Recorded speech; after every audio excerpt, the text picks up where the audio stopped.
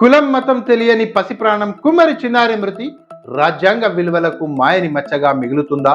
నాగర్ కర్నూలు జిల్లా కుమ్మెరలో మల్లన్న దేవుడి దర్శనానికి వెళ్లిన గణేష్ కుటుంబంపై సర్పంచ్ వారి అనుచరులు చేసిన దాడిలో అభం శుభం తెలియని చిన్నారి తీవ్ర గాయాల పాలై మృతి చెందిన ఘటన యావత్ సమాజానికి మచ్చగా మారుతుంది. తాము తక్కువ కులం వారమని తమని గుడిలోకి రానివ్వకుండా తీవ్రంగా దాడి చేయడంపై పాపను కాల్తో తన్నడం వల్ల తీవ్ర గాయాల పాలై మృతి చెందిందని వారన్నారు.